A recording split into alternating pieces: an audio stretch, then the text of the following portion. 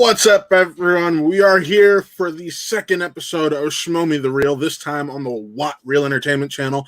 I am joined by, of course, my Spin from the Real co-host, Chris Anthony Lopez and Shug, and I did that backwards, so screw me. And of course, our buddies from Schmoe the Money right over there, Quiz Show and Brandon Buckingham. How's everyone going tonight? We had a great pay-per-view. Yes, we did. Those were two spectacular matches. I enjoyed both of them, even though in the first match, the team I was rooting for didn't win, but they were both great matches regardless. Yeah, no, excellent pay-per-view. Like normal, I pick the winning team. Unlike Chris Anthony Lopez, who always picks against corruption, even though he's a corruption shill. So, we're gonna start this now. We're gonna start this now.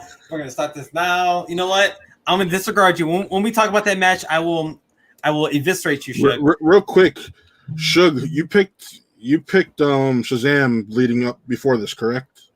Yes, I did. Shug went perfect this week. Damn right I did. Unlike Chris Anthony Lopez. Shut up! I hate you, Shug. I hate you. No, you don't. Yeah, but no, don't say things do you hate me? No, I don't. Do you really hate me? Okay. No. As long as you don't really hate me. No, I don't hate you. But no, we're here. We're live. We're here to have a good time. Just talk. Our Streamlab is open. Streamlabs.com/whoarethe podcasts.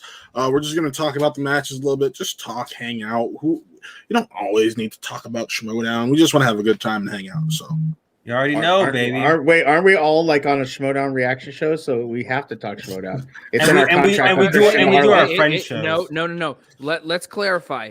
Buck and I do not react to the Schmoedown. We have they have people react for them. React for us. Yes. Yep. I believe out of the five of us on screen, Jeff, you're too smart for yourself, man. Shut up. I'm pretty. I think out of the five of us on screen, there's been 7 combined appearances as a competitor on Schmoe the Money.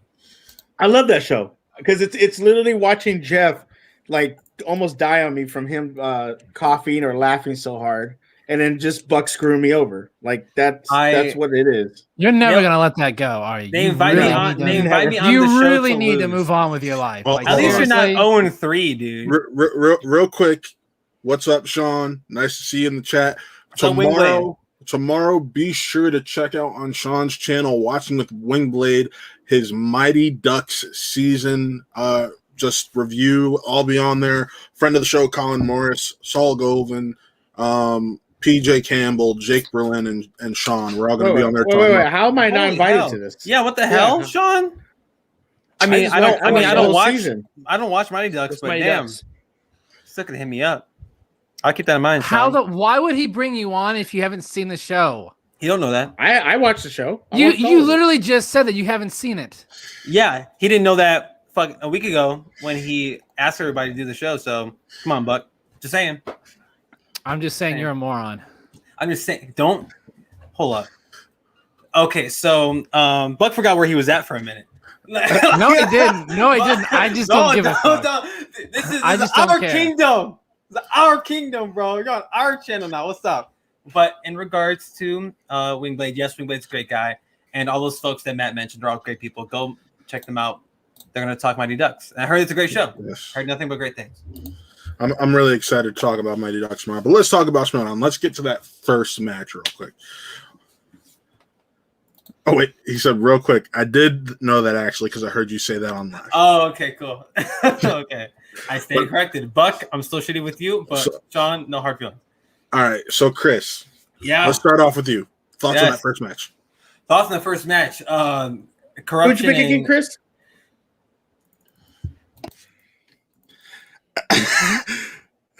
So as I was saying before Shug interrupted me, so Corruption and Danger Zone. This is a match I was really torn about because I was talking to Buck and to Jeff. I'm like, yo, I'm a big fan of Mike Kalinowski, big fan of Ben Bateman. Shug, I swear to God, get that smug look off your face, you dirty son of a bitch. But I was really torn with this match, and I was rocking with Danger Zone because I was riding with their momentum.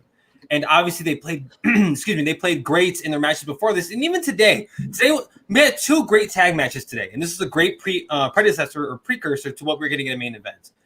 which ended up being the highest teams match ever in regards to points. But with I know, dude, there's something there. I think it's all the bitterness I have for Suge. But the corruption and danger zone match was it was a lot of fun. It's the characters we expected, the real life beef that we may be expecting between Kalinowski and Bateman. It was a well played match. The story of the match, though, yes, corruption won. Thank God, corruption won. But Bateman and Merle, two of the best to ever do some movie trivia on the internet, they didn't have the best round one, and that's what screwed them.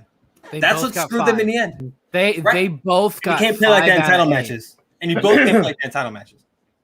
Yeah, they struggled there in round one. They did stumble right out of the gate there, and that was the reason they lost the match because they went perfect in rounds 2 and 3. Right, and they played really, really well. They got Francis Ford Coppola in their second round, and it was exactly what they wanted. And that third round, they killed it. But corruption just had enough of a lead to where they had control the whole match. And shout out to Chance going perfect in the first round. Like, to be the best player on the table that consists of Kalinowski, Merle, and Bateman, like, dude, that man, Chance is the future of the Schmoe, dude, on some real shit. I think he's already there. Yeah. I mean, that's why I picked corruption. At such a young age. That's why I picked corruption because, Chance is a great player. He's a 3-division player, and he showed tonight how good he is in teams. And look at Mike Kalinowski. We always say as long as he shows up in that first round, he's deadly in the following rounds, and he showed up. Right. He didn't go perfect, but that you don't need him to go perfect. You just need him to show up, put some points up. Chance did the rest, and it was a good showing for corruption. For Danger Zone, for me, this looks bad. That round one was not a good look. Rough, man. And that's supposed to be their A team going forward. So when we have a teams tournament later this year, are they going to be? Here's the deal. Of course, they're going to be put in. No, I'm not saying are they going to be put in. Are we going to see the same result? Is what I was saying. So here's the deal. I think that at the end of the day, sometimes. As you can be the greatest player of all time, and we've seen it happen to Dan before. Sometimes you just stumble. Today just wasn't their day, and it sucks to see that happen, especially because it's in round one. Some of those round one questions were a little harder than your average round ones, but also you have to remember the players that were playing. So if we can take the same sort of logic that went in, for like the Star Wars one of okay, cool. We know that these players are at a certain tier, so we want to make sure that we ask more questions. Like, who the fuck thought August Rush was going to be asked in round one of of something, right? Or of all comic book movies in round one, you're going to talk about Elektra or the Golden Compass. A great movie. What are you talking about? Don't shit on Elektra. That's a horrible movie. Wait a minute. Great movie. Hold on. Great movie. What are you talking about? Look, Shug does not speak for the rest of Watt Real Entertainment. Fuck him. So that's fine. I speak for myself. Okay. That was the wrong shot. All I'm saying is, like, look, at the end of the day, it sucks because if round one was done a little better, then maybe it would have turned out differently. But even with that, there was a stumble there. But then you look at round two and you look at round three, and yes, corruption played awesome, but Danger Zone still. They fucking pile drived round two and round three like it was nothing. So round one was just a little bit of a slip up. It happens to people, but they pick themselves up. They dust themselves off. They're going to come right back at it later this year, and they're still going to kill it again because Ben is still great. Dan is great. They both were equal this time around. If anything, Ben actually played better than Dan. Ben actually played better than Dan because he's the one that pulled answers that Dan didn't happen to know there. In the 5-pointer, it was Ben that had it. Dan admitted that he didn't have the right answer there. He would have given the wrong one. Facts, so baby. Overall, if they pulled the same amount of questions right in round one, and then they had to work together, but Ben, if you notice their strategy, Ben's always answering it first and then conferring with Dan. It goes back and forth sometimes.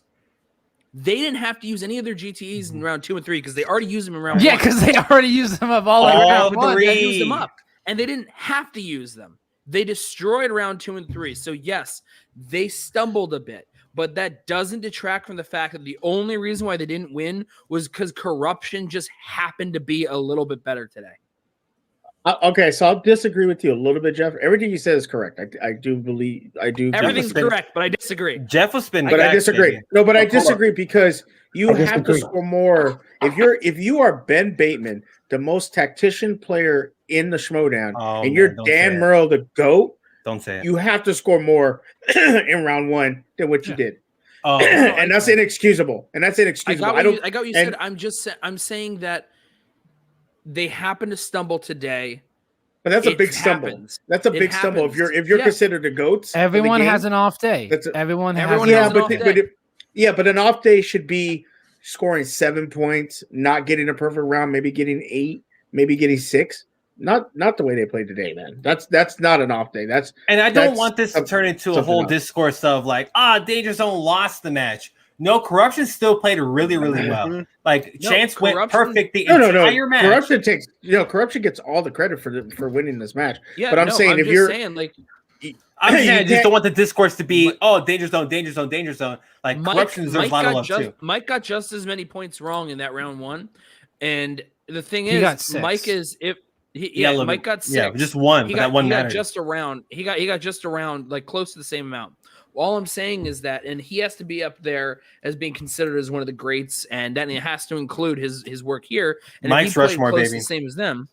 I'm just saying, look, yeah, they do need to play. They do need to play well, regardless of what round. I'm just saying, look, it happened, but you know that they're going to come back and they're going to continue to be just as strong as we've seen them before. We know that. They checked down to multiple choice multiple times last time around against Rushmore when they had martial arts. So what we know is that they are good with tactics. We know that they're good with actually strategy and planning stuff out and being able to actually play out the game. It just happened to be that today wasn't their day with some of those questions in round 1. Any given day of the week, you can get a question that you know the answer to, and any day of the week, you can get a question you don't know. And right now, it's a loss in their record, and now they're going to learn from it, and they're going to do better in the future. What's up, brother? Going to happen. What's going on, Jonathan? So yes, Danger Zone. I also agree with Shug. Yeah, they do need to do better because of just who they are, but also that's their reputation. But also, we know other people that have great reputations that have stumbled as well, and then they come back, and that's going to happen here. Yeah, Chris Anthony Lopez picking the wrong teams like usual. Okay. So this is hold on. This is we're gonna have here. This is what Chris has to say to you. Fuck him. It's definitely at you, brother. So this is my thing, right? So if you're gonna give me shit for picking Danger Zone, you must have not been watching this whole teams tournament. Because this, like, Danger Zone was ripping through folks, and their win against Deception. Maybe I said this on Spin for the Real, maybe I said this somewhere else. I have to check the receipts. But I had a feeling the winner was going to come from the right side with Deception or Danger Zone. You said that. Word. So Danger Zone, when they beat Rushmore, especially when they beat Rushmore, arguably the best team in this whole damn tournament, at least in regards to performance, and they beat them, it's I had every reason to pick Danger Zone. And you're going to come over here and be like, you didn't pick Corruption. You're such a Corruption shill. Don't act like you haven't picked against the Den, you Denmark son of a gun. I don't want to hear it. I don't want to hear it. I don't want to hear it now. I don't want to hear it Monday. Monday's going to be our Memorial Day episode. We're having a carne asada on Spin from the Real, and I'm so excited to do it. But with yo, I can't pick against Corruption. I went with my gut. I've noticed to be fair, I think Rushmore probably would have put up a better fight today. Wow, that's a hot take. Woo! But man, you know what I've noticed about Chris since joining the show? More of his Mexican side's coming out, and I love it. Like, he's got the Mexican flag right there. He was wearing it around his shoulders before the show. He says carne asada a lot. I love it, man. People must not been watching before. His Mexican side's always coming. I'll be right back. Word. No, but with Deception and Danger Zone today, I mean, this match was really damn good. And yes, Kalinowski and Bateman got a lot of the anticipation for it because of their beefing on social media the last few days and on after shows, supposedly. Like backstage being the big one. But yes, Danger Zone missing 6 points in that first round did not help them at all. And Chance getting his bonus. Chance being on it. Chance was on 10 today. And like I don't know if this is blasphemy, but he's one of the best players playing right now. Any division, pick one. He's pretty damn good in it. That's the truth. We right. As much as I'm not a Corruption fan, I will admit to Chance is probably one of the top 5 players in the league right now. He's really damn good, and I'm glad that Shannon brought this up. What happened? What are we talking about? He said Andy's a Steelers fan. I said, and we're not going to talk about We're not. That's a whole different show. And I'm glad Shannon mentioned this in her post interview because it needs to be mentioned. Like Mike does deserve to be higher, not because of how many titles he has, but the divisions he's played in and the success he had in all three. And then Chance is doing that right now. Chance potentially could be a 3-time teams champion, and he's like 18 years old. Like, what kind of shit is this? What kind of league are we playing in? Where it's a bunch of but I get what you're saying. You know what I mean? You catch my drift. Obviously, I think Chance he's is still wet behind the ears compared to Shug. most players. Right. Sure. Thanks for bringing up Mexican. I forgot I had Tres Leches in the fridge. Ew. Wow. Oh no. Really? I hate Tres Leches. Yeah, I'm not a big fan of Tres Here we Leches. go again. Not a fan. Not a big fan. I respect you for mentioning it, Jeff. Yo, it's and good. assuming It's that we'd be like, slices- oh, cool. those slices of Yeah. strawberry. Bro, since you're eating Tres Leches. Okay. Oh, since you're eating Tres Leches.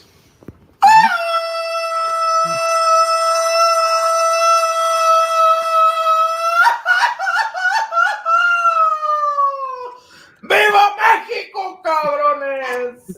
Jeff is Mexican when he's on a lot real entertainment. Buck, you've been oddly quiet today. Is something happening? He's about to get his soul sucked. No.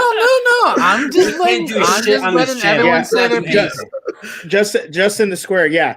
Chance is a great player, and his singles record isn't that stellar. But look at this And so is competition. the Look at Mike Chance's play. competition. Chance has played But look against at who these they- top tier players yeah. always. That's I can't Yeah, even. Chance has I played don't against hold top that 10 against players, but Kalinowski, the loss to Perry, Hurts it's him. weird. It was weird because if you really think about it, look at the couple years before. Mike was on his way to being Mikey 3 belts. He was one answer away from being Mikey 3 belts Flash! because Yeah. he beat. Who's I guarantee saying he another? beats Oyama in that New York record because Oyama was not on his game. He beats Ooh, Oyama. yeah. He could have been Mikey 3 belts, and we're not talking about Mike doesn't have a great singles record. He just had the last couple of years. He's had a bad singles run, and I think to me he needs to stick to teams and IG. Singles is fine for tournaments. But his bread and butter is teams and IG, and he's done great in them. In Mike's defense, he was doing a lots of intergeekdom at the time, and it was prime digital era, so we still didn't know shit. Roca didn't just digital era until the year changed. So let's also keep that in mind as well. And with Mike Kalinowski, he was battling Chance for a majority of that summer, and then with the singles tournament, Chance got further because Mike admitted Chance is a better player. So now here we are. And it didn't last too long either. Shit. The rookie was the one that stuck out from corruption in that damn singles tournament last year. So Mike, yes, the loss to Perry doesn't look great. But at the same time, how many GOATs have been embarrassed, right? Because of what they've done. And was it a duck? Yeah. Word. IG and not being able putting his full effort into it. And so you talking about Mike into singles or IG? No. He's talking about Dan. He's like the crack against is not being in more than 2 divisions isn't a bad thing. He wasn't able to go into intergeekdom because he kept winning the singles belt and defending it. I don't want him to go into IG. Yeah, I don't want to see Dan in IG if he's still the singles champ and everything. Yes. Eventually, it would be nice to see him. It's actually What's up, Zach? Nice to see you here. What's up, Zach? Why are you here, Zach? it's a question that we asked last night about Mara too. She announced that she might be doing Star Wars, and then she happened to win the IG belt. So of course that was going to be the focus. And then she fell into one of those Dan things of announcing a new division and then being able to join. So is she going to join Star Wars or something? Can Dan eventually try and join IG? Like it's definitely curious. Corey, to answer your question, I am on it's its own separate division. Sure, you're getting the same questions basically, but you aren't reliant on yourself. It is you and your team working about how you're able to work with another person. So to me, those are 2 separate divisions. Their singles record doesn't mean a damn thing to me in teams. Mm-hmm. Yeah, and this might be going on. And this might be going off on a little tangent with that. But to me, I agree with Matt and I agree with Quiz Show. But performance-wise, to me, it's the same. And so when I see someone struggling in teams or singles, I'm assuming they're going to struggle in that other division also because of that they're struggling. So I tend to look at both of those, and sometimes I do bring it up when I'll say someone in this team's or singles is playing bad, so I don't think they're going to do good in this team's matchup. And that's why I say it, not as a record, So but I think it's just performance. I think you're partially correct in the idea of teams being you can grade on the same scale for performance, only because there are certain things. Round 2, the 5-pointer, if you're going to negotiate the betting, those ones there. Incorporate the. I know they're all. Patrick, what's up, Patrick? Right now. They're quacking. They're the Mighty Ducks. That's oh yeah. shit! They're the Mighty Ducks.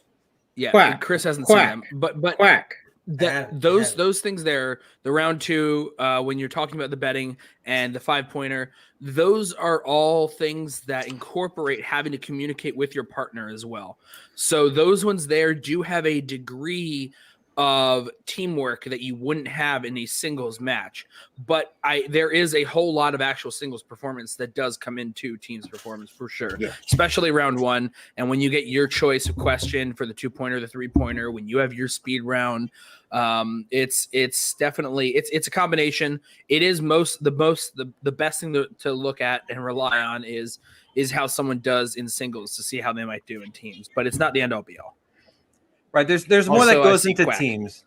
Yeah, there's more into teams, obviously. Yes, because you gotta account for a whole other human being and their movie trivia as well. But to Suge's point, it is like once we see someone in singles or teams and we get a feel for how they are with the questions, it's hard to not say, oh, they'll do good and or bad in teams or singles, whatever situation they're in, because the questions are the same. So to Suge nailed it on the head. In regards to performance, yes. But in regards to preparation, yes. You have to account for a whole different person, and that switches up your strategy a ton because you got to take their preferences or things they're not too comfortable with into account as well. So it's hard to not compare them, but at the same time, there's a fine line between the two. And that fine line is your teammate, whoever your teammate is, in regards to that division. What's going on, Dragon17 in the chat? I feel like Mike has already gone in way more impressive than what Dan and Rook have done. Winning IG in teams is great. Winning in singles and teams is not as great because it's the same questions. And that's pretty much, I think, what we're getting at. The questions are the same, yes, but the preparation is different. I think I think that makes sense, especially when he had the teams and the IG belt at the same time. Like, I think that's more tougher than totally. I think so too. Because we've seen what preparing for teams, singles, and in your geekdom can do to a person. Shit, it happened to Chance late last year. My man was doing both at the same time, and he lost the team's belt, and he lost to Chanju convincingly at Spectacular. So it messes up the feng shui. It gets you in the wrong mindset. And that was still another worry for Mike going into this match. He just got done preparing the hell out of Inner Geekdom for Morrow, as he should have. Beat Mara. He came into this and beat Dan and Bateman, two of the best to ever place a movie trivia on a whiteboard on the internet. Sure. So Mike Kalinowski, he said it on his damn pre-promo. He's one of the best. He's the second best player of all time.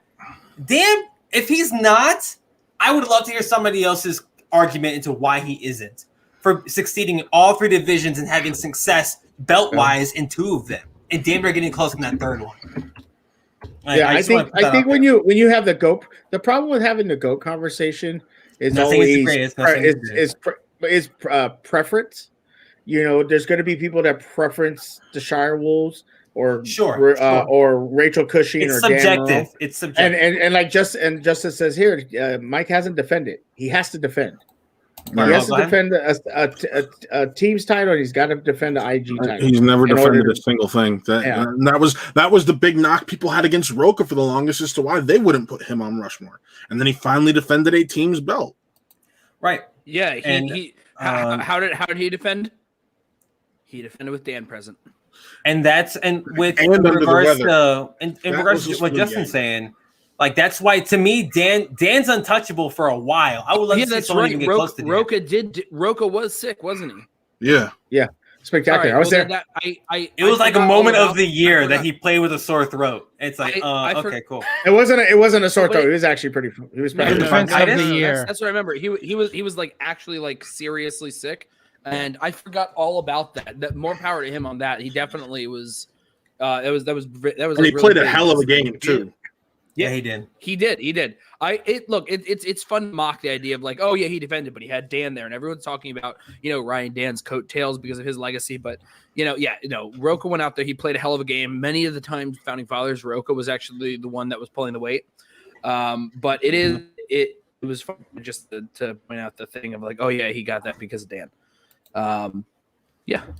Dragon 17 says, I don't really care about the defenses. It's just the winning a singles title in a specialty league is more impressive. It takes more. If Mike only ever played IG, maybe he defended forever. Let Mike play only IG and see how great he can be. I don't know about that. Maybe. It's hard to argue against that because a man's the only person in Inner Geekdom history to win the belt 3 times. That's true. So that's impressive in its own right compared to some other players. And hey, then Chris, you're such a Mike Kalinowski stan, man. Yeah, I was just about to say, but who'd you pick? Oh, that's right. I'm about to. Technical foul.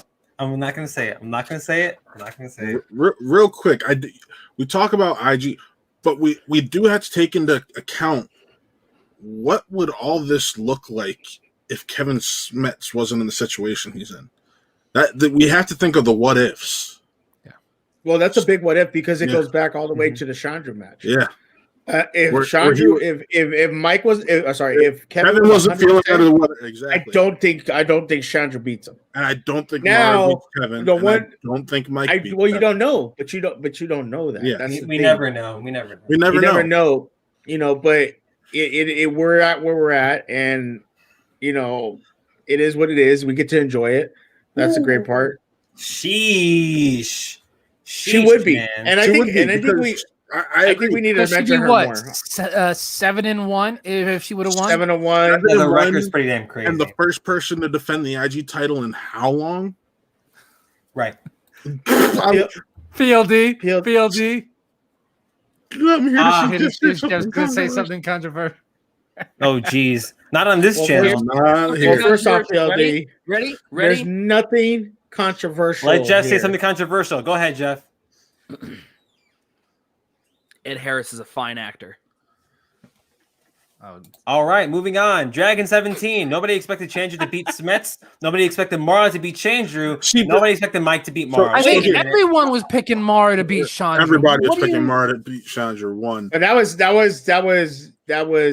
And also, I will agree with Dragon. No, I'll agree with Dragon. Everybody wanted Mara to beat Chandru. A lot of people didn't think it was going to happen. I picked Mara because of the ring. We picked Mara. No. You picked Mara because you wanted it to happen. No, I picked Mara because I thought she was going to win. I think you're bullshitting. I'm dead not. But I'll give you benefit of the doubt. But I'm pretty sure my reasoning was Dragon. People did pick Mara to beat Chandru. Yeah. People did. No, I picked Mara. If you look at the polls, a lot of people picked Mara because they want, like Shug Singh, they wanted her to win. We didn't know what Mara. We didn't know what Mara and hold on. Get. To me, I'm the biggest swag and exchange proponent here. The Chandru over Smets is always going to have an asterisk next to it for me. I mean, totally, because of the circumstances. And the legal drastically different if Smets was still around. 1,000%. And Justin, if you honestly are saying that you picked Mara because you actually thought she could win, more power to you. I just talked to people, and the more I talked to people, it was they hated Chandru. And they wanted to see Mara win. So that's the only reason I say that. A lot of anti-Chandru because we didn't know what Mara was going to be. My whole reasoning was Mara, she didn't play last year, but she was still studying as if she were going to play. Look at how improved Mara is as a player compared to when she was first the IG champion. That's the other thing. Yeah, if you heard in the interviews and whatnot, she was like, because she had a lot of health issues, and she would go and she would sit in the waiting room, and she would just study. That's what she did with her free time. She just studied and she kept up with how the game evolved, and that's great because it shows that ring rust isn't really a thing if you care enough to pay attention. Precisely. I don't believe in there being ring rust because if you practice a little bit, then there's no such thing as ring rust. It's just a matter of how to play through the rounds, and that's it. I don't think that there is such thing as ring rust. I think it's whether or not your head is in the game to actually play. Yeah, there's a difference between doing mock matches and studying versus actually being in a live, like being recorded match. Right. But it's different. It's different, I think, to like if you're in a more physically demanding thing. Like, for instance, if you were obviously, and I'm not someone who pays attention much to sports and whatnot, but like if you're wrestling or you're in or you're a boxer or whatever, and you take time off and you don't train the way you did when you were always in bouts, you were always fighting, and you come back, your body isn't necessarily the exact same machine that you were building it up to be. But this is much more mental. And if you're able to keep exercising your brain the way that you were off screen, then there shouldn't be an issue. And so it didn't surprise me that Mara did as well as she did, because she announced at the first draft she was coming back. Mm-hmm. She announced at that draft she was coming back, and then things happened that year. So she had a whole year. She had 1 year of just taking care of herself while still being smart and just obtaining knowledge, and then a whole year of doing nothing but preparing, nothing but studying, nothing but turning herself into the perfect machine to take down the first person to defend the IG belt in years. Right. So. And then it all came to a halt because of Mike Kalinowski. Again, a credit to him in this case. Like, you have an Intergeekdom match, you have a teams match going into this. There's two whole different preparations for this. And Chance has had time since he's gone to play, So Mike, his match with Mara solidified him being the greatest of all time in Intergeekdom and a solidified spot on Rushmore, in my opinion. But to go back to what was mentioned earlier, if Mara beats Mike, the discourse is different. And it's what y'all are saying, because I totally agree that record is indisputable. How the hell can you how the hell can you defend? Okay, what's going on? What's up, Reefism? What's going on? I love that name. Well, you can't dispute it. How can you? Dragon 17, if Mara does go into Star Wars like she says, I feel like that will only take prep time away from Intergeekdom. And we have seen that before. We've seen it. Star Wars and IG seem like it's easier to balance together, because we see how Damon's dominated. He's still playing high level IG and high level Star Wars. But look at what's his record this year, Matt? 1-3, but he's still playing at a high level. That's all I'm saying. It's not like he's not playing at a high level. It's not like he's getting knocked out. Sure. But yeah, well, I mean, Lopez is at a higher level right now, right? Dude, I'm in the Matrix right now. But with Mike, like this match, this match says a lot, not only about Chance going perfect, but about Mike Kalinowski as well. Like, Mike said in his pre and post interview, like, he should be respected the way he does. And honestly, like, the whole character stuff with corruption, the OG tournament that happened all them years ago, like, yes, Christian took credit for it right at the end. But honestly, I still think about Mike and how Mike progresses as a character. Ever since he split from DC Movie News, and that shit made 2 stars, Roxy and Mike. But Mike's gone on as a competitor. Like, he's one of the best of all time to play. Mike can stop playing tomorrow. He won't, but he can stop playing tomorrow, and he should go down to the best of all time. And I will sit here every damn Friday and or Monday talking about, like, Mike deserves the respect that he should get, especially after matches like this. My man's about to go face the number one about to be the number one contender with the Chance Ellison for the tag belts. And they played really damn well. How many questions they missed? 2? And that was Mike in the first round? Yep. And they made up for it by Chance getting the perfect round and getting that question. So, like, they're a perfect team. They're really damn good. But Mike deserves more respect than he gets from everybody. And I'm not saying that we don't respect him, but from the whole community, seriously. God bless you. So one thought to just throw out there. I think that part of the issue when it comes to this idea of a lack of respect towards someone like Mike, a lot of it, I think, has to do with how we treat heels. Because Mike puts in the work like few people do, and he's shown it time and time again, through all the different belts, through all the big wins, through the character work, through everything. And because he's so good at being an insufferable prick, the character, Mm-hmm. then it makes us I see you, constantly Justin. think badly. But it's that heel persona that colors our perception. Mm-hmm. But when we look past that and look at Mike Kalinowski, the man, not the character, then we know just how good he is and just how dedicated he is to this and to the people that follow this show. And when he talks back, it's a lot of fun to see, kind of like it's a lot of fun to see this whole back and forth that he does with people.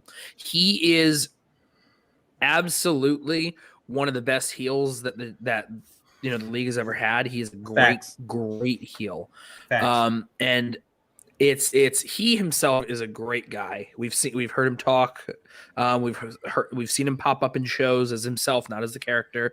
There's a clear difference between him and his character, and the difference is we love to love him when he's him, and when he plays his character, you feel that feeling of how much you love to hate him. And I think that's a credit to him. I think that at this point, it's very hard to not put him on this Rushmore. Last night, when we talked about Rushmore, when we talked about when you have to rank, one thing that I believe it was Frankie Alvarez and Buck, correct me if I'm wrong, when we were asking about who counts as a Rushmore person, it might have been Amaru. It was one of those two. I think it was Moses. Yeah. Yeah. And he said he has two different Rushmores, one for personality and one for competition. Yeah. And it's like wrestling. He said when it came to Rushmore, he said, look, there are 4 heads, and people are just like throwing people on there. And the way he looks at it, there are 4 heads, there are 4 divisions, 1 head for each division.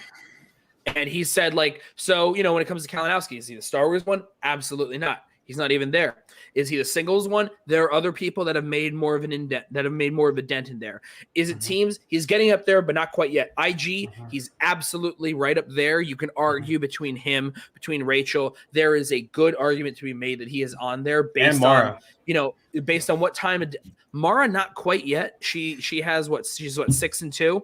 So she is 8. She's won the belt twice, but here's the deal: it wouldn't be.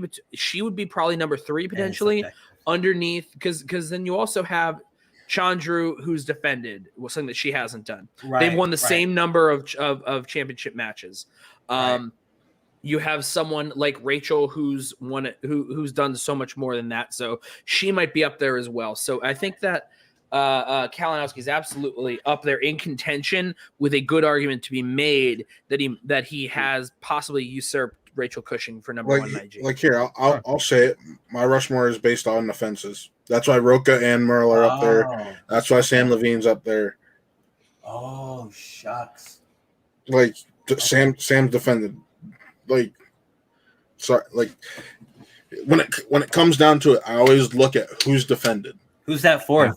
If I can ask. Cushing's defended, if I remember correctly. She's defended at least once. So do you have Snyder on there?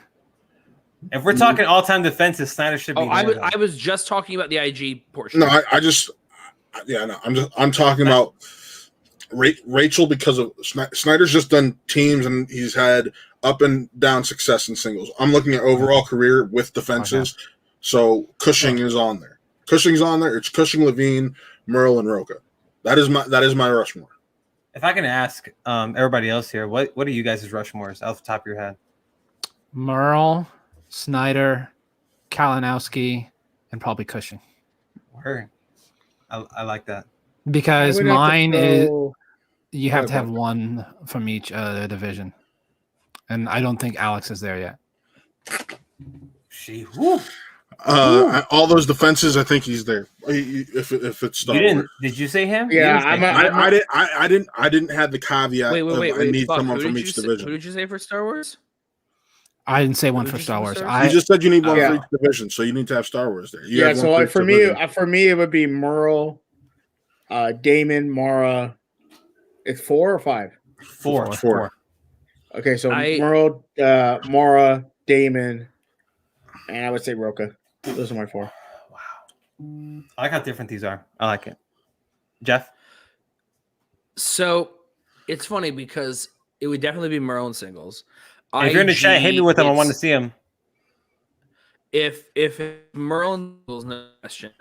In IG, it is I really have to think hard about it between Rachel and Kalinowski. It was Matt Star that Wars, said that. Yeah. I was just saying, Dragon, I'm going on defenses and overall career. Rachel overall careers had a better career than Damon. I didn't say you needed someone for each division. I was going to what someone said previously. He wasn't saying that. He wasn't. So it's different ideologies for everybody. Star Wars would be Alex. That's if we're doing one from each. If we're doing one for each, it's Teams is absolutely one of 3 people to me right now.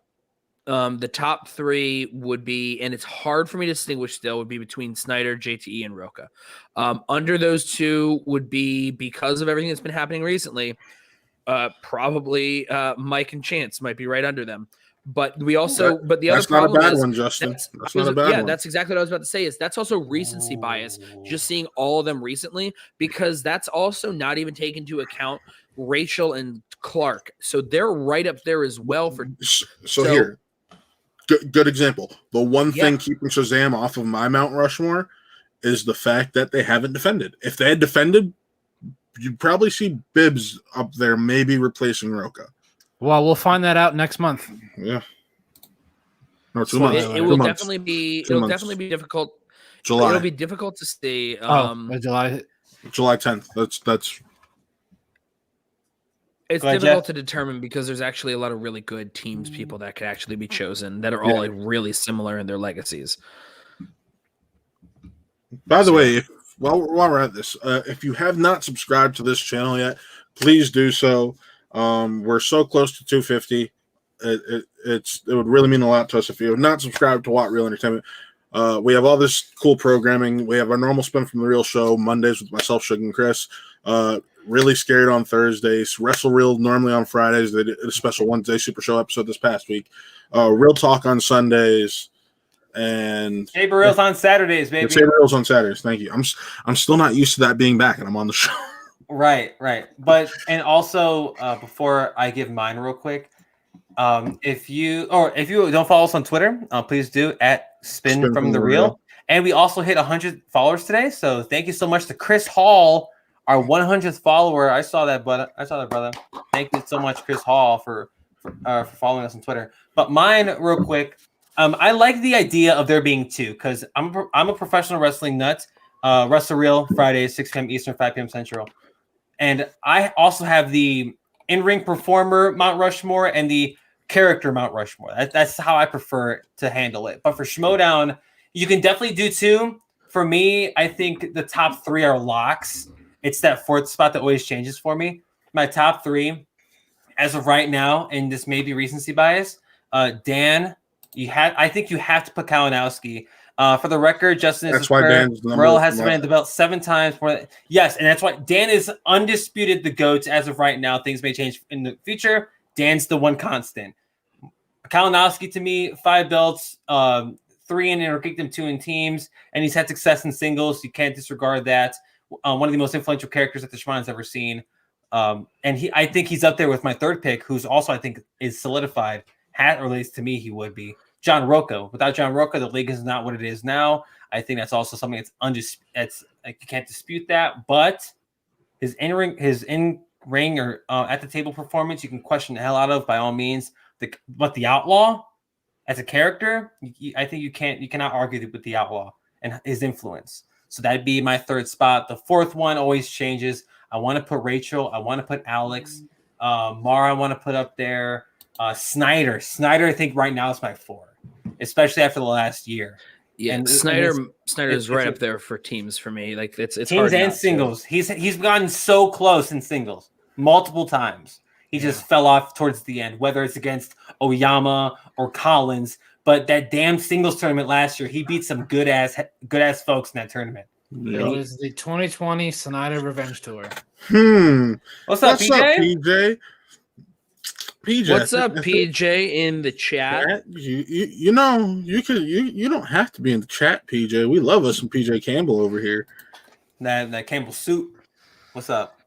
But Come on the show, Patrick.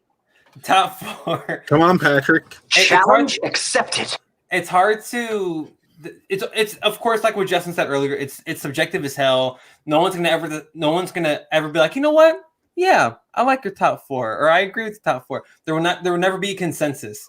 Justin, this is square. If we're taking into consideration, I can say you can argue Guy has a place on a Rushmore. He took the torch of Rook and ran with it on a character standpoint. Yes, and hey guys, sorry I got no one to It's do. all right. Don't worry about it. I get it. I'll see you tomorrow, PJ. I'll see you tomorrow, PJ. Do what you gotta do. Yeah, but I mean, to Justin's point, yes, you can argue Guy. You can definitely argue Guy shit. If you'd asked me that question before his match against Bateman, I would have been right there with you, dude. I would have been right there with you, arguing the hell for Andrew Guy. He's a top teams player, for sure. Mm-hmm. Definitely. But in regards to, character, I think that's undisputable too. You cannot dispute Andrew Guy's character work. Which, I mean, another guy who should be in contention for Rushmore, if that's the case, then. No, I lied. Never mind.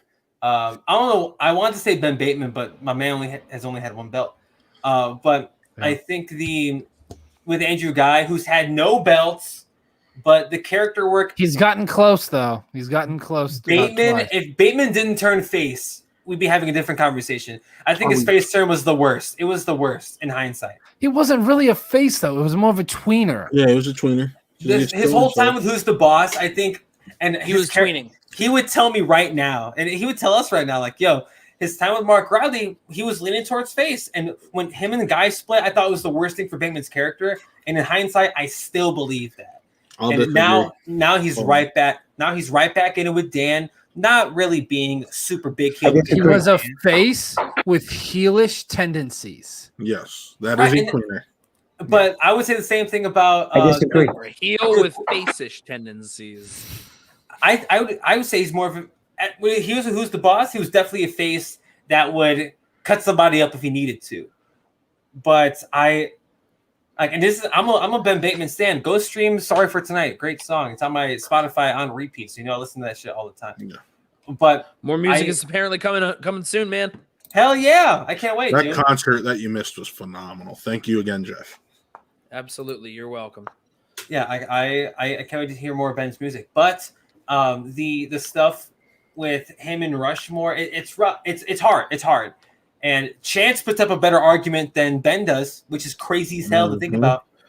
Just because of what he's done in teams. Yeah, the fact that he's held the belt this close. twice. He got to a title match. He has a huge Inner Geekdom match coming up next month too against Parker. Right. That match can be good as hell too. I really don't know who to pick for that match, honestly. I don't either. I don't think it's the wrong answer. I think it's going to come down to round 2. No, I think it's whoever gets a preferable wheel slice in round 2. I think is what's going to decide. I would love to see, because the winner of that play is Dandapani, right? Yes. I would love to see Dandapani Chance 2, and Chance potentially redeem himself against Dandapani. And a 3-rounder, I think Chance takes that. So, right. So, Corruption as a team, the both of them are going to be awfully busy this year, per usual, what we expect, especially out of 3 division players that are good at all 3 divisions. But Danger Zone, those are 2 guys who don't do 3 divisions. They do teams and singles. And Dan obviously tied up with the singles belt, and they're not doing a teams match anytime soon. Totally fair, Justin. Totally fair. Parker against Chanchu, then Chance. I want Parker to live up to last year's hype. And that's what sunk him, man. We talked about that on Spin from the Real before. Like, Parker's hype is what killed him, even though he's not bad at Kingdom. He's pretty damn good. He's really damn good. He just went up against the guy that won the tournament and he beat him. Like, he went up against Chance, and Chance was on fire in Geekdom until the weather got cold over here in Oklahoma. There's really nothing you can do about that. It happens. It's just one of those things that happens. Right. My man just lost. The thing is, though, so winner of Parker and Chance plays Chandru. The winner of that plays Mike for the title. Right. I want to see Mike versus Chandru. I really do want to see. Yeah, I'm actually with Buck on that. Off of the sheer fact is we were robbed of that last year because of COVID. Yeah. Because Mike's like, I'm gonna go in the tournament. So it was the same thing over again. He'd rather go into the tournament, but it worked out in IG at least for him to go in the tournament over Singles. So hey, because I want to. So- Mike would tear him apart. Mike would I want to see them go head to head with what they say to each other after all of the Twitter arguments from last year, because that shit was great. I mean, I don't believe a word of it was actually kayfabe. I believe that was all genuine feelings. Genuine disdain for each other. From what I've heard, you're probably right. Yeah, that's what I've heard. I would love that. And if y'all shows anything, like Changer's like the worst, right? Because people get penalized for even liking Changer on y'all's show. So I'm glad we're on Watt time. No, that's not what it is. No, It's that's not what happened. If you dance. Oh, I'm so sorry. So It's because you thrust your hips like you were the. I did not. I Napoleon didn't. No Dynamite. hips were thrust. No pelvises were thrusted that night on Spin from the Show Me the Money. So hold on, Justin. While I agree with you, I take that. I'm a big swag fan, and I want to see Winston climb back Are up you? the rankings. Yes. Are you a fan of swag? I would never know if I didn't talk to Matt every single day. I wouldn't know. But the thing with, I want to see corruption be corruption again. I'm not even gonna front. Like I'm just a mark. So I want to see Chance versus Mike one more time and have corruption go on vacation again. That was fun. But this time for the belt, that'd be crazy as hell. Because Mike admitted today, Chance is a better player than he is. And that speaks volumes into how Mike views Chance as a teammate. Like you know he's better than you. Like imagine that. It's like if like Buck, if we were a team in Schmoe and you said, oh yeah, like Chris better than me, or I would say like, yo, Buck's better than me. That speaks volumes about your character. So the whole idea of like Mike and Chance playing each other intrigues the hell out of me. But to your point, I want to see Mike and Changer rip each other apart verbally. Like they don't even need to answer any trivia questions. Just have it go to whoever bleeds the most in the pre-promos. Do you bleed? You and will we'll find out, and we'll see. Why you quote that? Why you gotta quote that? It's IG. Yeah, I don't give not a a bad shit what movie it is. either. It sucks.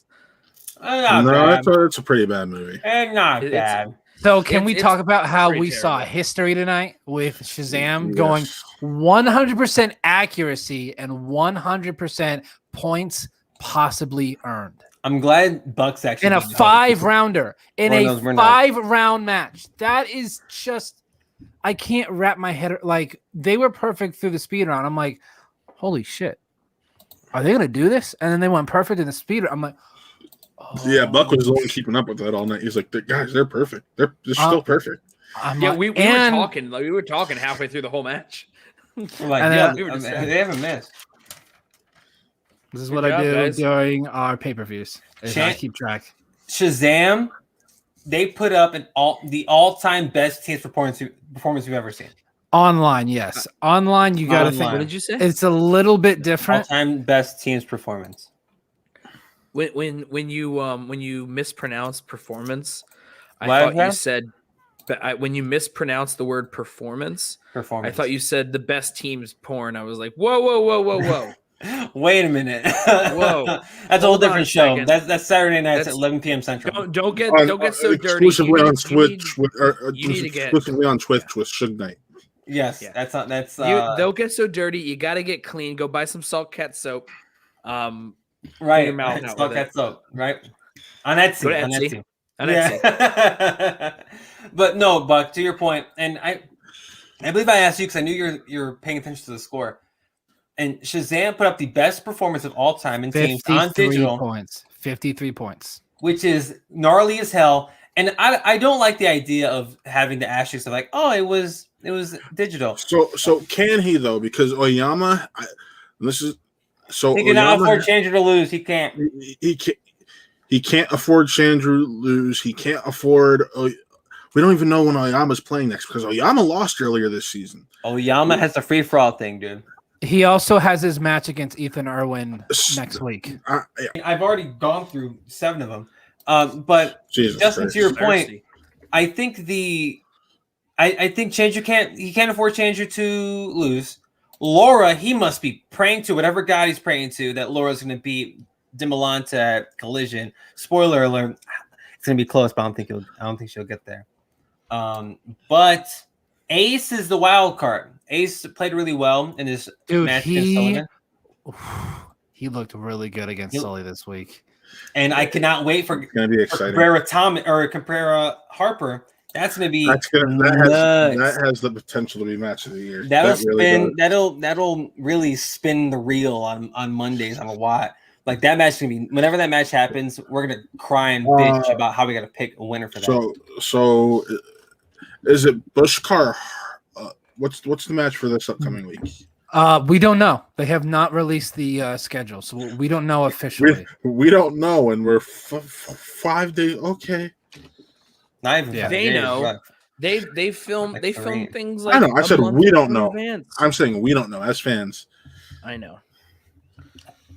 But by the time we have the our two comments, matches hold on, for maybe you Star should- Wars that are left are Gold Leader and Burkett, and then Three. Harper. 3. They're probably looking to see what edits based on the schedule given will have the least amount of time that they will have to say it's going to be posted late, and then they're going to work backwards from there. Oh man, I mean, it would make sense if There's the we got, controversial Jeff stuff. yeah, There we that's the go. PLD you wanted. No, the editors do a great job. Nerd Chronic and everyone else, they're awesome. It's more of just a joke of lately we've noticed a couple of things being posted a little later than normal, but in the end, the product is still there, and the people that work on it are awesome. So I anything I say can and will be used against me. However, do not let it fall on deaf ears. I think that the editing team is right up there with the writing team as some of the best guys working around. Yeah. Back to you, Colin. Okay, so I don't know how we started talking about Star Wars, but there's another teams match that happened tonight that Buck really nailed home that this was one of the best team matches ever. Because it's hard to dispute the performances between the two of these teams. Bibbs is now a 3-time belt holder, with him getting his second team's belt. So, And his second team's belt. if he defends against corruption, I think he's in the discussion to being on Mount. I said that earlier when we were talking about it. And Beyond is another good one, especially Are you listening? English, Yes, I am. or do you speak it? English, do you speak it, motherfucker? No, the motherfucker was after English. You were saying Shug or not Shug? Where's Shug? You were saying Buck. No, I just think it's someone not a lot of people are talking about, just because he doesn't have the titles yet. But if you take about his contribution to the league, I think Bibbs should be in the discussion there. And like Matt said, if he does defend, then you really need to start seriously discussing to put him on Mount Rushmore. 1,000%. And this match with Brendan and Bibiani, it's hard to talk about them without the only thing saying they went perfect. They played perfect, and they are arguably the best team still going right now, and the best team that's played this year. And this is what was hard going into this match tonight. Like, we didn't know who Snyder was playing with. It turned out to be Janine, and Janine played the way she played against Marisol. Mm-hmm. But she should get a butt ton of respect. That match with Jader, it's almost as if, I don't know what Janine played that day. What's up, Ashley? I'm in the chat. Hey, y'all want to stop by and say hello since I clearly don't know what sleep is. Neither do we. So welcome, Ashley. But with Janine and Snyder, what a great team. What a great team. They complement each other so well. The fact, I think a lot of people are not going to be discussing how well Janine played there for her first time playing with Snyder. Yeah. And a teams match. She knew their 5. Mm-hmm. She's the reason they knew their 5. Yeah. Although Jeff seemed to have known that, so he's at least it seemed he did. Right. And you're right. Jeff did know it. Yeah. One of the Jeffs that we were watching on the screen tonight knew it. But what's up, Wingway? Who needs sleep when you can quack? Yeah. Quack. I know that from Mighty Ducks. But Janine played really, really well. It was almost as if that Janine that played Marisol was in this match with Snyder. Is that the only thing is they stumbled. Like they missed like one or two questions, 3 questions, and that's what sunk them. And it's hard to win a match when the person you're playing or the team you're playing goes perfect. They missed 2 questions. They missed 2 questions, and that's it. That's it. That's what decided the match. There were more questions missed in the previous match, and that was still like a little bit closer, I guess. Not even because the 2 questions that they lost. 5-point difference on both. Shazam and on couple was 53-48. Danger Zone and Corruption was 37-32. Word. So these are both great matches played. Is that in the title match, the team that won just happened to go perfect. Corruption, to go back to that match for a second, they damn near went perfect. If Mike answers 2 more questions and gets his bonus, we're having a whole different discussion right now. 2 perfect teams tonight. Yeah. But Corruption got close, but Shazam put on the best team's performance probably ever, regardless of table or digital. Yeah. Like it's hard. It's the second time the Mercs have had someone throw a perfect 100-100 this season alone. Yeah, this season alone with Andrew in his first match against Damon. Yes. Right. Sure. But I will say this, unfortunately, guys, I do have to depart. I gotta be up for work in 5.5 hours. Ouch. Yeah. So. Ouchie. Well, final thoughts on the title match before I let you go. Shazam is scary. I honestly, and this isn't a knock at the question writers, I think this would have been their second defense had it not been the Bitch of Versailles question from that first match. People are always going to argue about a discrepancy in the 5. That was a real argument had that night. But I mean, Shazam's the real deal. I think we've all known that since they were put together. And think about this: their only losses come in 5-round matches. So at Spectacular, by the way, at Spectacular, they only lose at Spectacular. So we had to know they were going to win today. Well, now we're going to get to see them at Collision against Corruption. And the last time around, they had taken the belt from Corruption and did so handedly. Yes. And are we going to see a bookend to that where it's Corruption to Shazam, Shazam to Odd Couple to Shazam? Are we going to see this palindrome take effect where it's going to go back to Corruption again? Who knows? Because both teams are playing lights out. The only difference is Corruption hasn't answered every question correctly. On some real shit. But on that note, I leave you all. Real quick before I forget, I do have an ad read that I should do before I go. Go ahead, dude. Let me pull it up. So, Chris, go ahead and talk for a minute while I pull it up because it just hit me as is. It's not hard for you to talk. Janine and Snyder, I believe they played better than folks were expecting. At least when Janine popped up on screen, I was thinking to myself, okay, of course, what Janine are we getting? But we got the one that played against Marisol and lost only because of her 5. But in this case, they knew the damn 5. It's just that the team they were playing went perfect. And they could play any other team. They win. They win the damn match. Like on some real shit. And I mean, with Corruption, they go to a sudden death, perhaps. But depending on how Corruption would do in the 4th and the 5th round. But that match would probably still be close. They probably best them. Who the hell knows? Yeah. But that new odd couple of Snyder and Janine, none to play with. And I maybe if Blackjack is permanently split up, I'd like to see more Janine Snyder going forward if possible. Go ahead, man. Yeah. So for those of you because I know I've talked to some people in the Schmoe atmosphere who are from Ohio. So for those of you who are in Ohio, maybe close enough to the Cleveland area, a Special Wish Cleveland is holding an event on Saturday, June 26th, and it is a Bob Ross paint night, and it is all proceeds go to the nonprofit, A Special Wish Cleveland. If you feel up to it, you can actually go to specialwishcleveland.org, and you can just donate, and you can put a message saying, hey, the guys from Watt Real Entertainment sent me over here. But this is the Bob Ross experience. It takes place from 5 p.m. to 8 p.m. Tickets are $40, and it includes appetizers and a 2-hour class taught by a Bob Ross certified artist. The price includes paint supplies, canvas, and most importantly, a Bob Ross wig to rock throughout the event.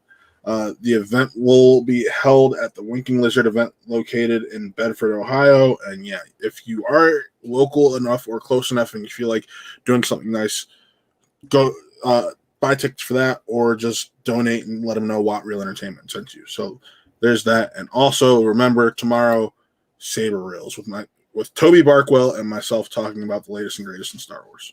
So you already know, baby. Saber Reels. What time Saber Reels tomorrow? 8:30 Eastern?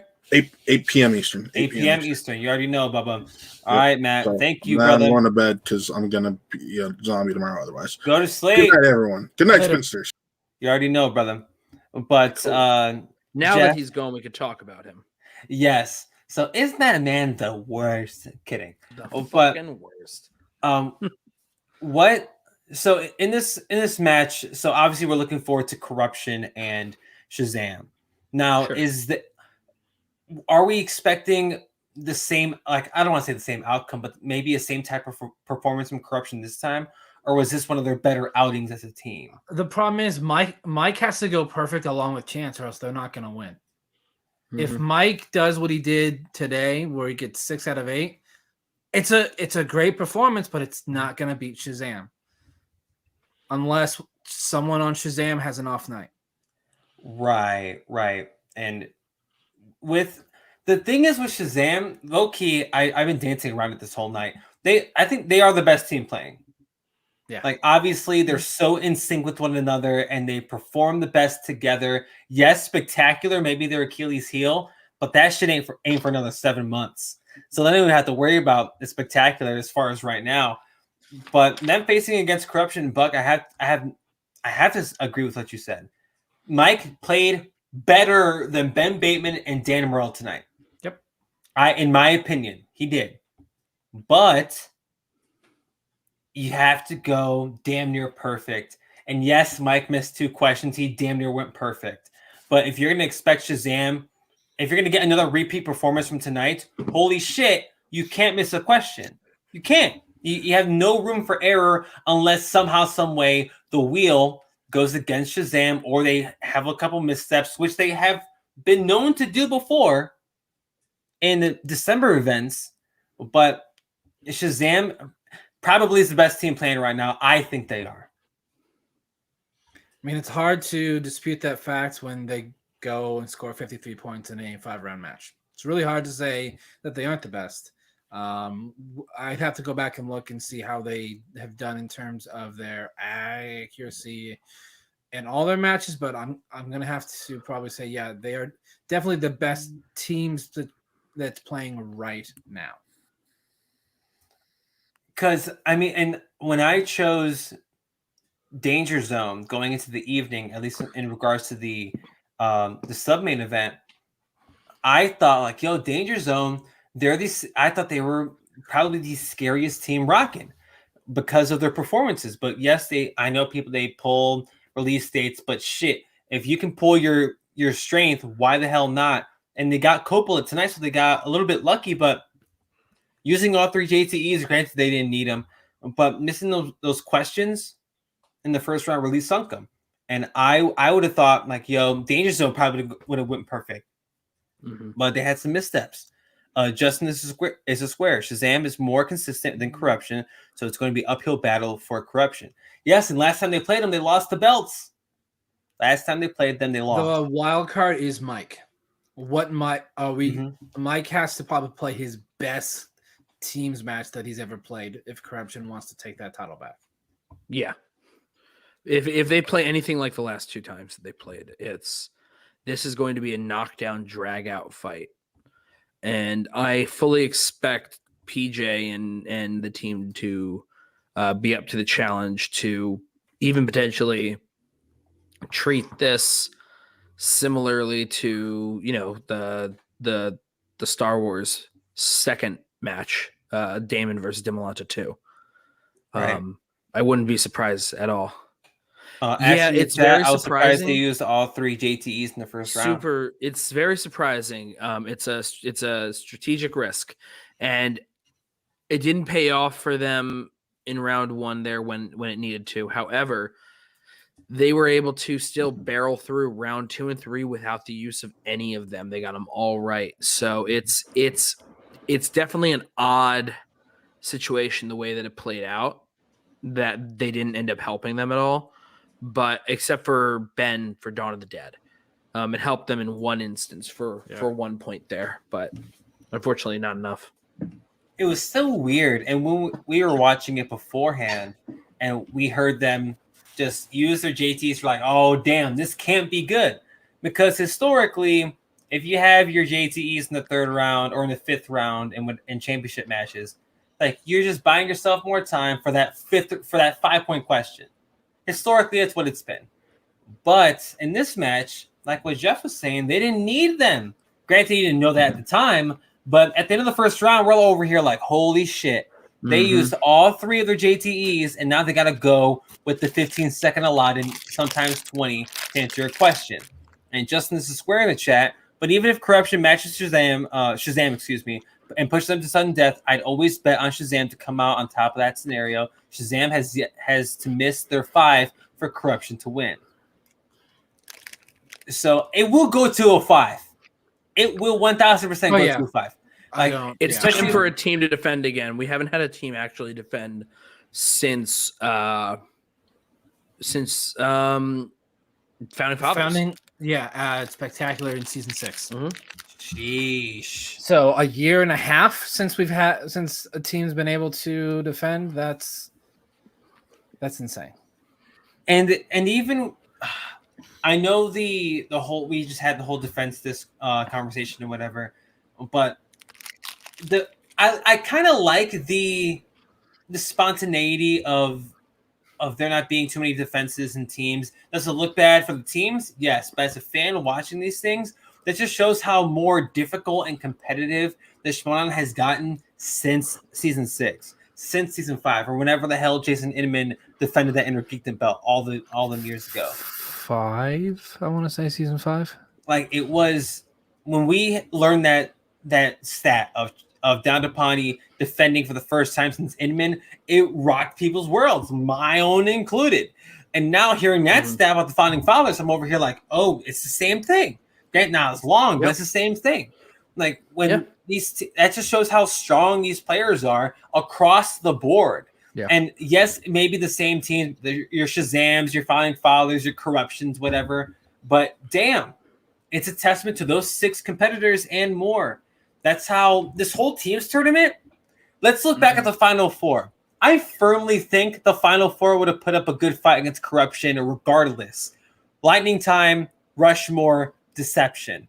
I would have loved to see any of those 3 teams play off against Corruption as well.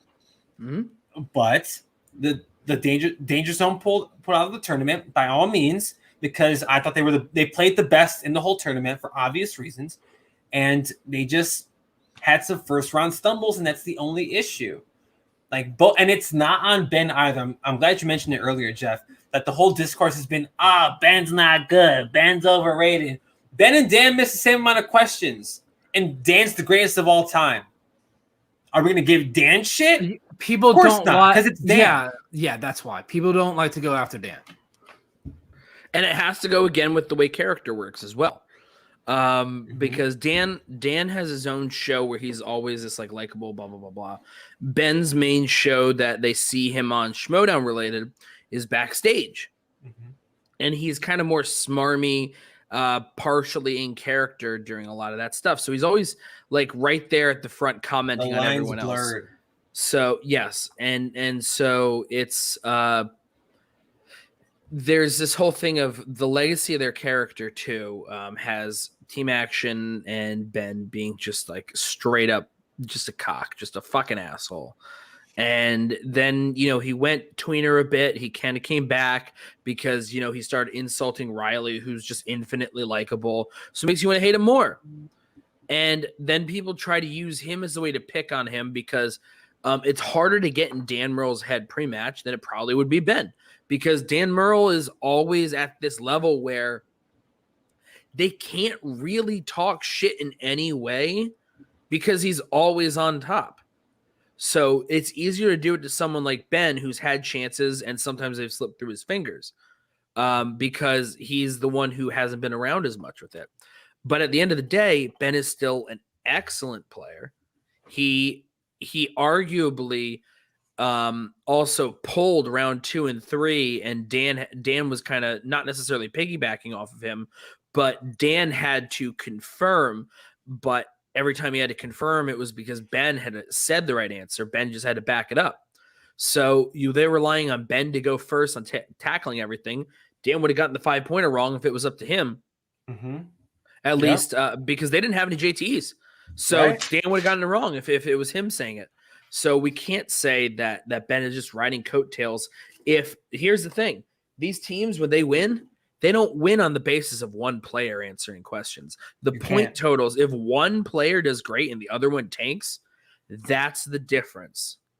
That's the difference with these things. So he's obviously pulling his weight and sometimes punching above the weight that everyone estimates he's at. Right. And I think that it's fun to, go after him because of the heel persona, same thing like Kalinowski, but it cannot be spoken enough of just how well he actually does play. Right. And Dan made it a point to say, without Ben, I would have gotten that 5 wrong. And he got a lot of the Francis Ford Coppola questions. Like, Ben played better than Dan in this match, and I don't want anyone to say otherwise. If Dan's the one that says, oh, yeah, we only pushed that far, it's because Ben knew it. All right, bet. Ben was the better player that tonight.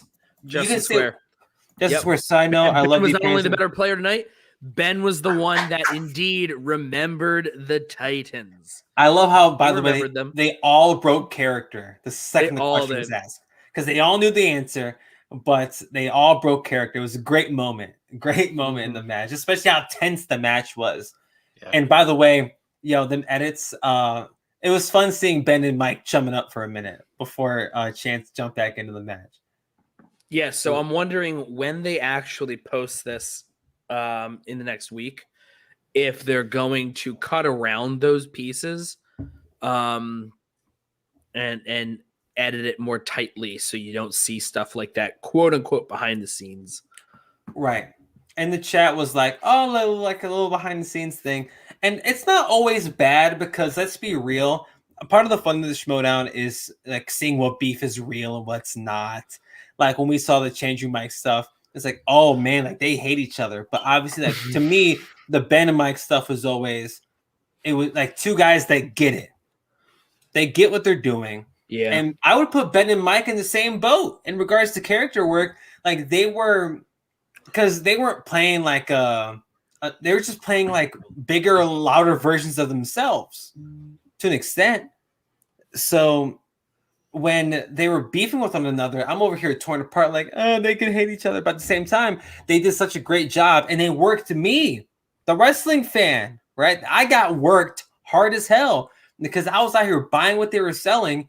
But then that moment happened. It's like, oh, Mike, how'd you start the whole gimmick, right? It's like, all right, cool. Like that's like I like the little pulling of the curtain with Oz. Do I want it every week with every match? No, I don't. But it's fun seeing that stuff from time to time. And I know the match that went up today, PWH and Horowitz, that got pulled. I saw people talking about that. Got taken off the YouTubes for a little bit. But they'll probably repost it tomorrow. Right, and I haven't gotten to see it, so I don't know the outcome of the match. I just saw someone say it got taken down for whatever reason. Great match. Assuming it's editing, and I hope it was. I was pulling for Horowitz because he had a great performance with Press Room and Rushmore, especially for a rookie with the Mercs. But this whole night was just, it was full of great story, great character work, and it was some great Schmoedown. Agreed. It was really solid. It was very entertaining. We got to see a different way to approach what happens if a team's champion has someone that wants to retire. They obviously approach it very differently than the way they did with Above the Line, in which Sam said had a plan in place, wanted to do something, and then they agreed together. This one obviously was very different, and Draco didn't approach and didn't talk, and there was no agreement prior to it. So they were able to treat it differently storyline wise, because I know some people were questioning the validity of it as a new team thing. So I like the way that they ended up panning it out without stripping the title officially from Jeff. And yeah, I mean that was interesting. So it was also great to see Janine in a title match, and she fucking rocked it. Yeah. So there was some great stuff that we got to see from everyone, even in the stumbles, because you know that everyone here is playing like at an S tier level tonight. So even in the stumbles, you get to see how good they are. So yeah, and I don't know what y'all's first reaction was to the whole Andraco thing. I know, I think Matt on Monday on Spin from the Real, he told me that Christian and or Grace, speaking on Christian's behalf or vice versa, had said on Facebook that, if Odd Couple can't defend, they're going to be stripped of the belts. And yes, like, of course, it was Andraco, the one that had to step away. I like that they didn't just strip the belts of Jeff, because I do feel like it's unfair. I thought the Stars had a great point to bring up, and Shazam letting them pick his teammate within faction. I think that spilled during the promo, because I was under the assumption that it could have been anybody. So maybe they bring in somebody from the outside that's not in a faction. But how they handled the whole Andraco thing, I think he'll be back.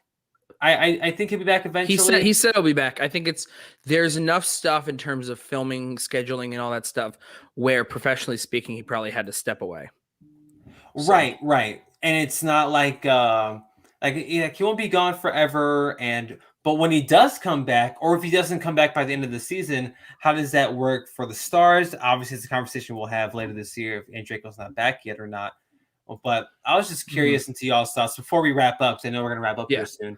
What were y'all's thoughts on Andraco leaving? Because I think with real lives in the Schmoedown, this can get a little muddy sometimes, because these people have like day jobs, and we forget that sometimes. Like, what were y'all's thoughts on Andraco leaving? I was sad that he had to leave, because he is one of my favorite competitors to watch. The Android is definitely a very good competitor. I am excited to see, because I think he will come back. But real life sometimes gets in the way, and there's nothing you can do about it. So, yep, right, exactly. That's basically my feeling. It sucks, but hopefully we do get to see him at some point for sure. And it's always like super bittersweet, because you want these people to succeed in whatever career choice or passion that they're a part of. Like, a lot of these folks in the Schmoedown are actors or they're hosts, and they had to step away for a bit because of their obligations. Like what happened with Guy not too long ago. Like, I know Kalinowski's out here getting gigs and stuff. That's cool. And obviously with Andraco, but it's always bittersweet with all this stuff. And some of them are legitimately famous people, like Paul Walter Hauser, co-star of the brand new movie Cruella that came out today, in which he had his match drop today. And as a rookie, he lost, hitting 23 points. Way to spoil it. Whoa, big spoilies from Jeff. It's out for everyone. I don't give a shit. No, it's not. They took it down. They took it down because of an editing area. It was already put out there for the public. I know, but Chris hadn't seen it. I hadn't seen it yet. How did you not see it yet? It was up for an hour, and then the guy took it down. I'm sorry that you weren't available that 1 hour, Chris. I was not. Wow, I was not available. Just wow. Oh, I mean, it's great. I thought Horowitz was gonna win anyway, but damn. Like that's cool. He literally said it like 5 minutes ago that he hadn't seen the match, but he was rooting for Josh Horowitz. I'm sorry, my ears aren't working today. You're fine. You're fine. Am I? Now I just have to like watch that match with no stakes. Like it's fine. It's fine. It's okay. I'll cry about it later. But final thoughts on the evening, whether it's about Bateman, Mike, the teams. Shazam breaking the team's record of all time. Horowitz and Hauser, and how Paul Walter Hauser as a rookie lost with 23 points. It's not bad. It's not bad. I wouldn't have known unless it was for Jeff's show. But Jeff, any final thoughts before we bounce? Yeah, I'm sorry that I spoiled something for you that was put out in the ether, but it's not our fault that they pulled it down because of editing.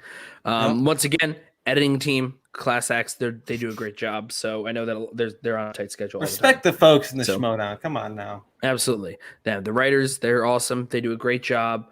And yeah, I mean, end of the day, they were some great matches. Some of them didn't go the way we wanted them to. Some of them did. But otherwise, I'm excited to see what happens. And I would prefer if the schedule came out now for next month. That too. I mean, on Monday, I have no idea what we're previewing, but a lot of great Schmoe this week. Big shout out to Moose Haas. What a talk about rookie performances, Lord Jesus. Finstock continues to do it. Finstock continues to do it. I don't know how. TKOs, dude. But no, from today's matches, Bateman and Morrow they struggled there in round one, and that was their downfall. So you kind of feel for them because they played really well in this mini teams tournament. They played it exceptionally well, and congrats to Shazam for putting on, like we've said, probably the best team's performance that we've ever seen in studio, live event, online. This is the best team's performance we've ever seen. That is, yeah. It's crazy as hell. And I don't want to take away because it's digital, because then we had to do the same thing for Mara, and I don't want to do that. They're breaking points records regardless of setting, and I think that's still something we need to take into account. Yeah. Whenever we get back in the studio, we have live events, which Christian made it sound like earlier in the show. It's going to be soon, guys. It's going to be soon. I can't wait to hug and kiss all of you at whatever venue we're going to be at. Yes. But my only thought on the match we haven't brought up, what Jeff kind of alluded to it, be nice in the chat, guys, in the YouTube chat. If you're in the YouTube chat, be cool, be nice. I know the writers get a lot of shit because of the discrepancies of 5-pointers in people's opinions. Like, it's all subjective. It doesn't really, at the end of the day, or as Linkin Park said it, in the end, it doesn't really matter because winner's a winner. It doesn't, it happens. It is what it is. Yes, Sean, I'm going to lick the hell out of your face the second I get the chance. But with all that being said. That's right. Everyone gets vaccines. Everyone goes spits in each other's mouths. Yep. I've been vaxxed for a minute now, so it's no holds barred. I'm still wearing my mask, though. Thank you guys so much for hanging out with us here on What Real Entertainment for Schmoe, Me, The Real. Guys, you want to go ahead and plug your little showski real quick before we bounce? Oh, yeah. YouTube.com/SchmoeMeTheMoney and Twitter.com/SchmoeMeMoney. Just go ahead and give us a follow on Twitter. Subscribe to our YouTube channel to see everything that we are doing. Yes, we got a great show. Our most recent one was on Thursday, even though our shows normally tend to be on Tuesdays, where we had the lovely rookies of the usual suspects, Frankie Alvarez, Paige Fabretti, and Amarim Moses, all going head-to-head talking about the matches that occurred in the week prior. Very fun stuff. It's always a good time there, so please check that out. We have other things that we like to do as well that we got percolating, so hopefully you get to see some more of that stuff soon.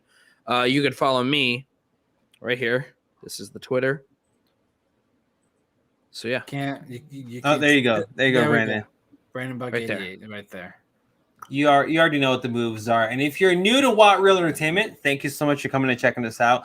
Our main show, Spin from the Real, every Monday, 8 p.m. Eastern, 7 p.m. Central. We're live, myself, Suge, and Matt. We talk about the latest and greatest with your movie trivia Schmoedown.